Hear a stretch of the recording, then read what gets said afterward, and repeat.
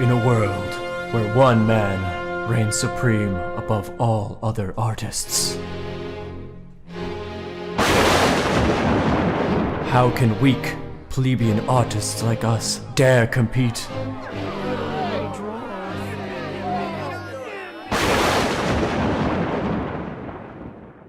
But there is a way where artists like you and I can become knights of the pen. But we must be willing to take the arduous path that destiny has laid before us. Join me on this quest of becoming a Gi.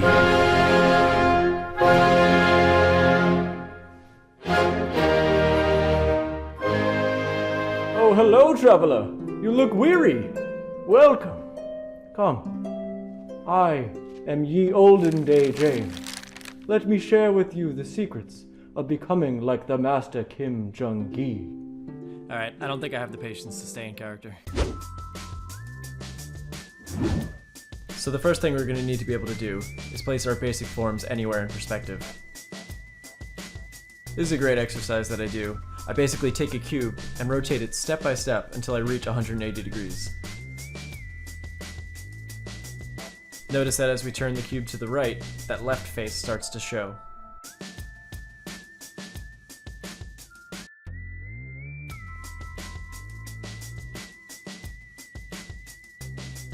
Also, as we rotate that front face counterclockwise, the right vanishing point moves closer towards the center of the page, and that left vanishing point moves further off the page.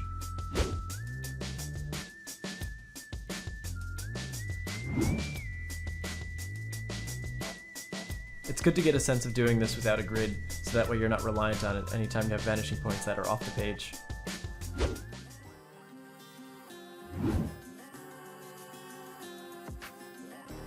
Another good exercise to do is building out forms in various perspectives.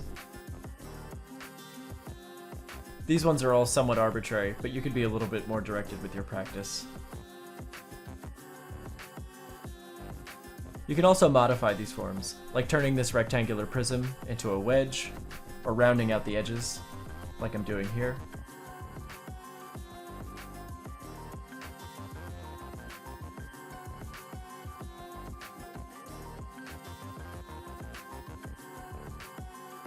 Here I'm building a rectangular prism outwards from our initial form. And now I'm going to cut into our initial rectangle. By moving this curve back towards that right vanishing point, I'm essentially extruding that curve. A little bit of hatching demonstrates that it's in shadow.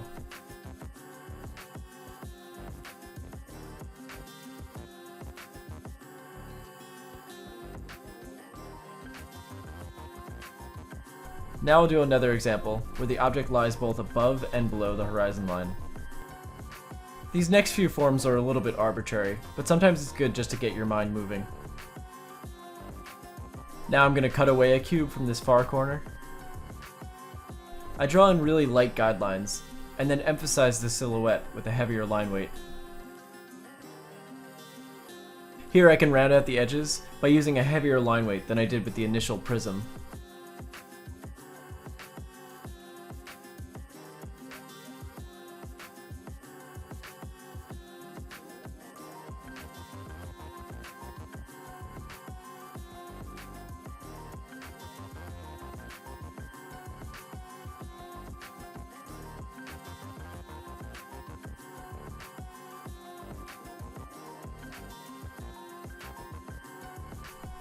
Again, adding hatching really sells that something is in shadow.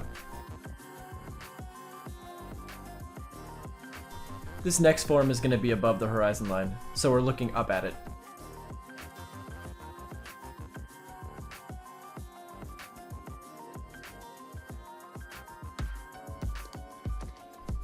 You can really have a lot of fun with this. Experiment with using different angles and perspectives, and different camera lenses.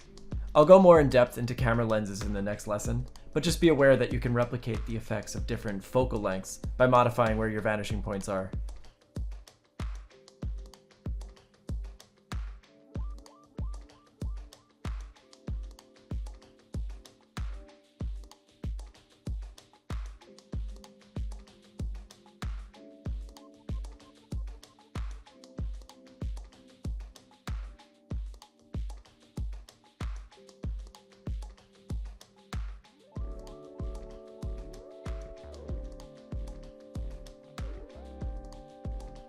Alright, last one, before I get sucked into creating some weird MC Escher world.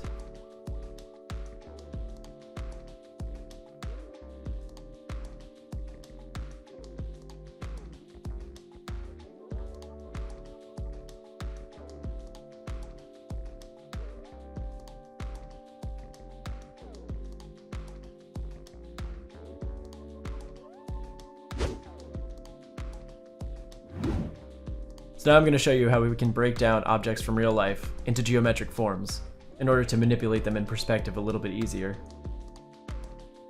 The subject matter itself is not particularly important, but I'll do one organic and one hard surface example to show how it can be applied to both situations. I'm sure it doesn't really look like it right now, but this is going to turn into an alligator.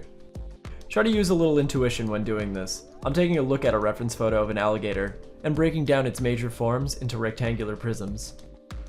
Notice that the upper arm is facing towards us, so it's put in a one-point perspective. Essentially what we're doing is creating a framework that will place recognizable features on afterwards. The benefit of this is that it's so much easier to place rectangular prisms with parallel lines in perspective than it is to just draw it arbitrarily.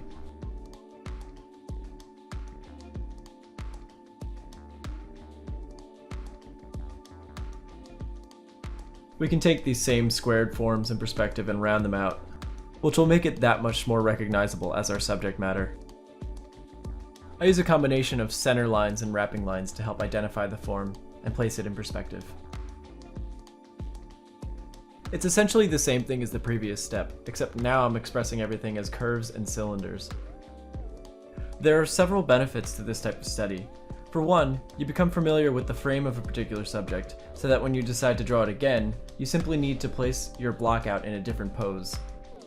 The second benefit is that it builds a mental framework that will eventually allow you to draw your subject without any underdrawing. Do this enough times, and eventually you'll be able to draw it from memory. Alright, now putting all this together, I'm doing the same thing as step 2, except now I'm adding details and more recognizable features on top. I prefer to keep my light areas very light, only adding texture information where it transitions to shadow. There's an infinite number of ways you can represent details and textures, so just keep trying until you find something that you're happy with.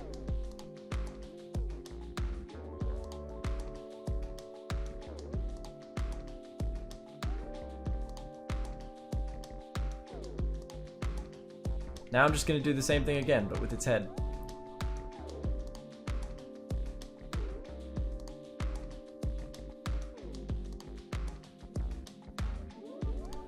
As promised, now I'm going to do the same thing with a man-made object. I'm looking at reference while I'm doing this, but only for the details. Make sure that you place your subject in a different perspective than it appears in the photo.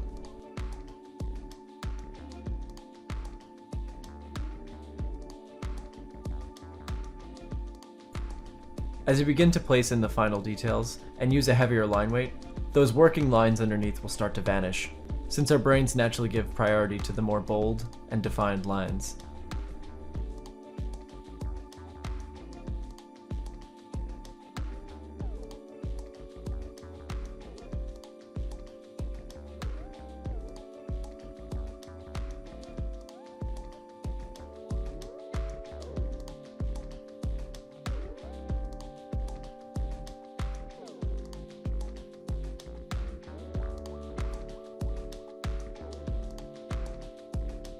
Once I have everything placed in perspective, I use a heavier line weight for any lines that are in shadow.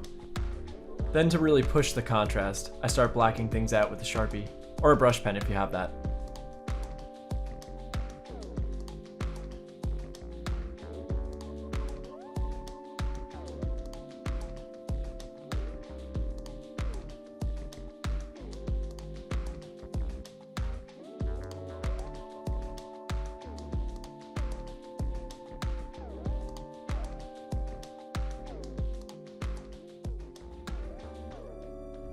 Alright everybody, that's it for this week. Next week we'll cover curvilinear perspective and fisheye lens effects. Be sure to subscribe and join the live streams every Friday through Sunday at 1 p.m. Eastern Standard Time. And join us on the Discord server if you want to continue the conversation, submit your work for critique, or just chat with some other artists. Alright, thanks guys. See you next week.